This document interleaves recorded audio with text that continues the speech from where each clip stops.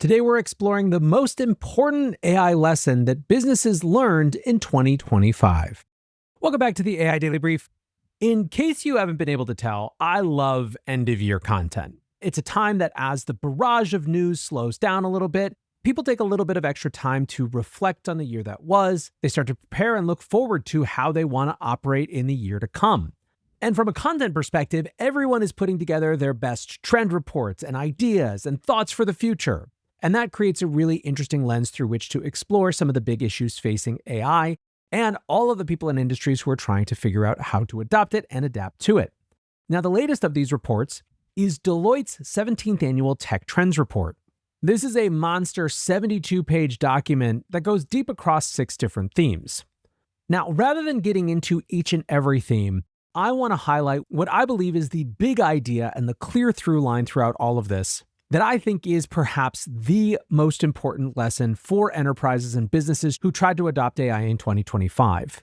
The lesson is, of course, that to fully take advantage of AI, it is going to require much more than just simply dropping a chatbot on the head of your employees and saying, go be more productive. If you've spent any time on LinkedIn over the past couple of weeks, you've probably seen some version of this iceberg image, which has AI strategy at the top. And then, of course, underneath the water are all the things that make AI more challenging in its quest to transform, but also more powerful if you can address them. That's things like legacy systems, data pipelines, integration, debt, and undocumented code. So today we will use the Deloitte Tech Trends Report as a lens to explore that exact topic, while also covering some of the other interesting things that they're surfacing.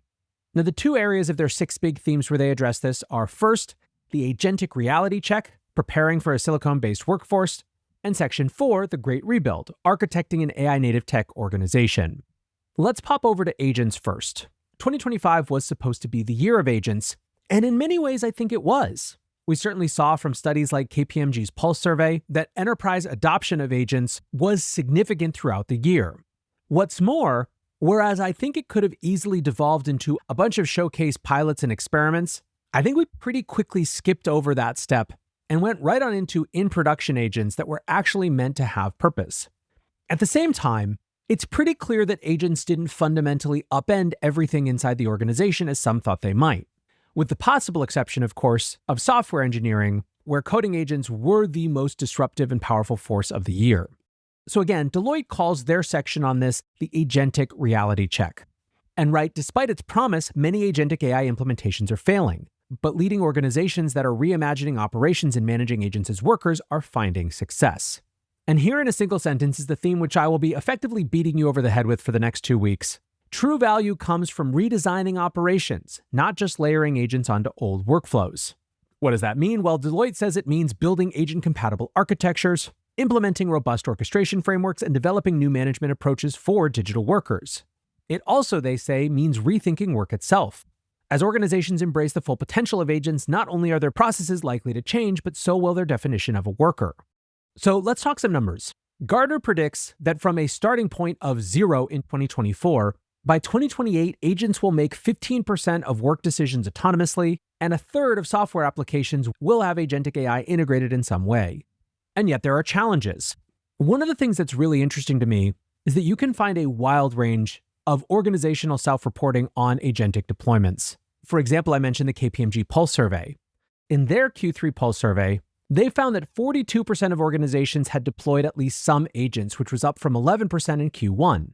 Deloitte's 2025 Emerging Technology Trends, however, which based on my research was conducted between June and July of this year, found that 30% of organizations exploring agent options and 38% piloting solutions, but only 11% actively had agents in production. Now, the self-reporting bias of all of these is real, and also the terminology isn't super precise. But I think it's fair to say that wherever on that spectrum, from the Deloitte numbers to the KPMG numbers, the truth actually lies, we're still really early. And that, I think, is embodied in this other stat from Deloitte, where 42% of organizations said that they are still developing their agentic strategy roadmap, with more than a third, 35%, having no formal strategy at all. The survey also identifies 3 big barriers. And for those of you listening at home, I'll pause for just a second to see if you can guess them. I'd be willing to bet that you got at the very least 1, if not 2 or 3 of these. One is legacy system integration. In other words, previous enterprise systems that were not designed with agentic interactions in mind. Gartner, in fact, predicts that over 40% of agentic AI projects will fail by 27 because of the challenges of legacy systems that can't support modern AI execution. Next issue, bing, bing, bing, data. The vast majority of enterprise data, even now, even after we've had a couple years under our belt of facing down these issues, still is not ready and set up to be used by agents to understand vital business context and help them make better contextual decisions. In another survey earlier this year, 48% of organizations cited the searchability of data and 47% the reusability of data as challenges to AI strategy. The third issue is governance. And this is another one that's really easy to identify and much harder to actually put into place better practices. As Deloitte writes, traditional IT governance models don't account for AI systems that make independent decisions and take actions. But again, here's the more important point. The challenge extends beyond technical control to fundamental questions about process redesign. Many organizations attempt to automate current processes rather than reimagine workflows for an agentic environment. Now, one interesting thing that they point out is that to the extent that terminology matters here, it's really in what organizations' expectations are of how the new process is going to work. If it is just a better way of doing the exact same process that happened before, but with digital workers instead of people, that's an automation. Agents, on the other hand, might have an entirely new way of doing things that isn't just about automating the existing process. And so here the distinction between agent and automation becomes actually relevant in terms of how much work the organization faces to figure out the best new way to do something. Now, what does it look like when organizations are actually figuring out all these issues? What is the shape of an organization that is actually taking advantage of the agent opportunity? The first part of this is process redesign. As they write, most businesses' existing processes were designed around human staff. Agents operate differently. They don't need breaks or weekends. They can compete with high volume of tasks continually. When organizations realize this, the opportunities for process redesign become compelling. That's why enterprises that are succeeding with agentic AI are looking at their processes from end to end. And it turns out that looking at those processes end to end tends to lead to some desire for legacy system replacement. There may be some amount of core modernization work to be done before agents can really be fully taken advantage of. Next, there is a new approach to management. And while for the vast majority of implementation so far, AI is still a tool more than a colleague, forward-looking organizations are starting to think about that future where digital workers sit alongside human workers, and it creates the need for new types of management. In these ecosystems, human roles move away from execution and towards things like compliance and governance and growth and innovation. There are a bunch of other questions as well, and even when an organization locks in on the fundamentals, there are still going to be highly dynamic questions. For example, in this report, they talk about why successful deployments focus on, quote, specific well-defined domains rather than attempting enterprise-wide automation, saying that broad automation remains possible but requires multiple specialized agents working in an orchestrated fashion rather than a single monolithic solution.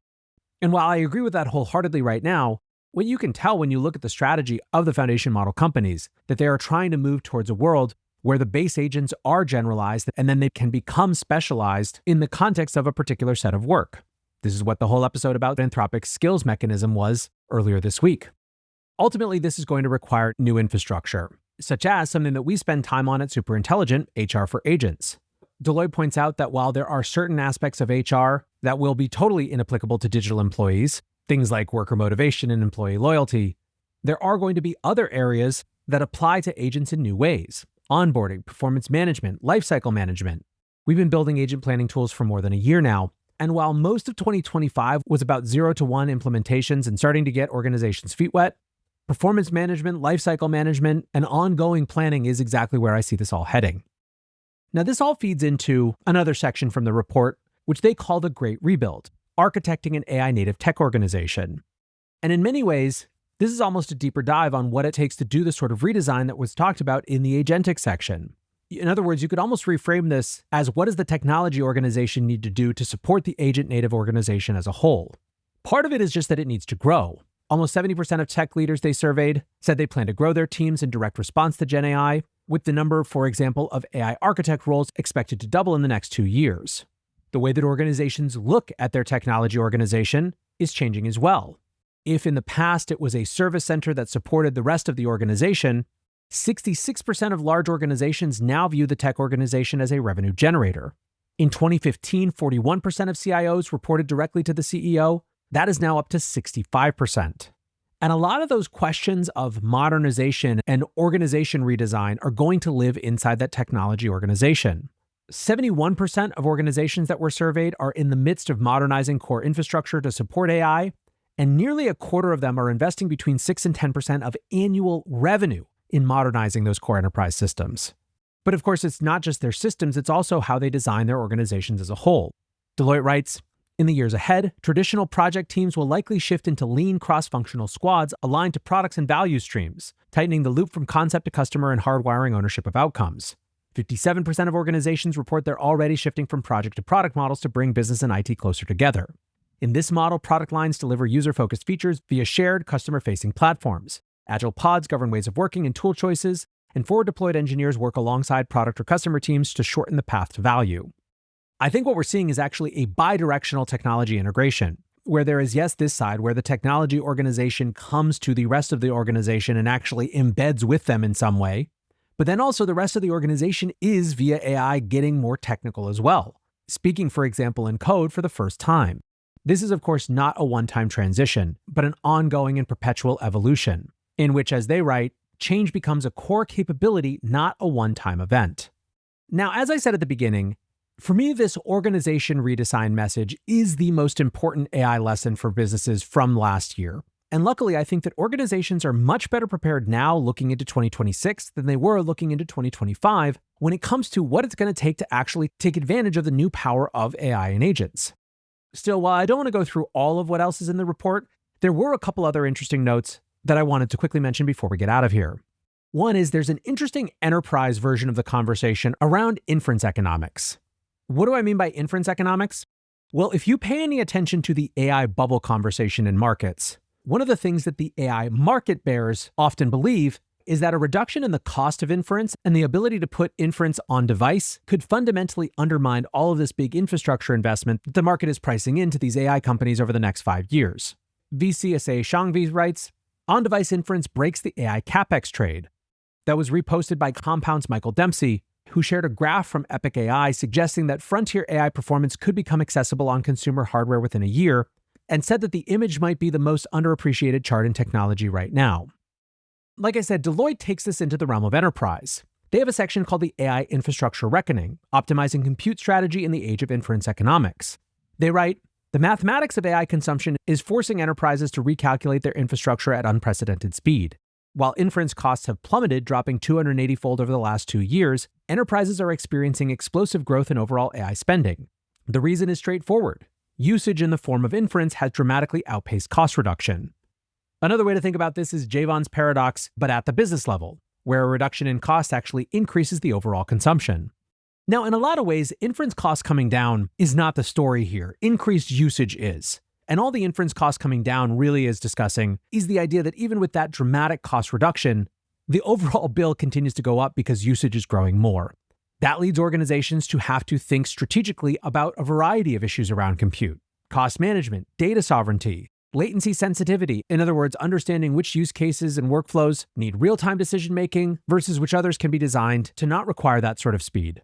They point out that in many cases, organizations are finding that there is a fundamental infrastructure mismatch here. Now, like I said, in the context of this particular episode, it would be going way too deep to get into that, but it's interesting to see that even as the inference and infrastructure debate is happening on the macro level in markets, it's also happening on the organization by organization enterprise level. The other section I thought was interesting because it is so clearly going to be a massive theme going forward, but is still de minimis right now, at least in terms of the mind share it has, is what they call AI going physical. Basically the convergence of AI and robotics, which some refer to as embodied AI. And while many think about this category of AI right now as just task-specific robots, Deloitte points out that actually this is changing very quickly, and the integration of AI with physical devices is dramatically expanding the relevance of embodied AI outside of just factories and supply chains into other areas of the business. They point to quadrupeds, drones, autonomous vehicles, humanoid robots, and autonomous mobile robots as different form factors, which all have different implications and use cases for other parts of the business.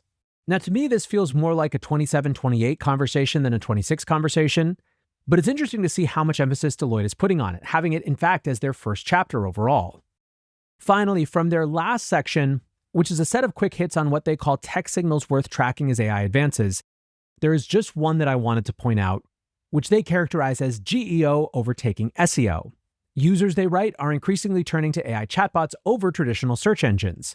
The race is on to appear in AI-generated answers, a shift from search engine optimization to generative engine optimization. AI-generated answers already dominate search results across major search engines, reducing click-through rates to conventional websites by more than a third. AI platforms now drive 6.5% of organic traffic, projected to hit 14.5% within a year. GEO differs fundamentally from SEO, prioritizing semantic richness over keywords, author expertise over backlinks, and being cited in AI responses over page views. Just as paid search defined the 2000s and social media advertising dominated the 2010s, AI-generated responses are becoming the most critical marketing channel of the 2020s. Look, everything surrounding AI-related commerce and AI-related advertising is much less glamorous and exciting in some ways than a lot of these other topics that we've hit on today and which are the normal fodder for this show. However, I'm watching these numbers of, for example, the growth in advertising around some of these vertical AI companies that are hitting $100 or $200 million in ARR. I'm seeing the numbers around intent when a chatbot refers someone to a commerce website as opposed to a Google link, and it's wildly impressive. The point is that if you are someone who is looking for where AI is going to impact business in the very short term, everything surrounding marketing, e-commerce, and customer discovery is going to take a major front seat in 2026. I am quite sure of it. And I tell you what, to try to circle back to this idea of the most important AI lesson for businesses, the companies that are going to take advantage of those changes and are going to have the best GEO strategies are certainly the ones that are going to be thinking systematically across the whole organization, not just dropping AI in on top of what is already built. So that is the story. To me, that's the big takeaway from the Tech Trends 2026. I am looking forward to lots more of this big think type content to round out the year. For now, that is going to do it for today's AI Daily Brief. Appreciate you listening or watching as always. And until next time, peace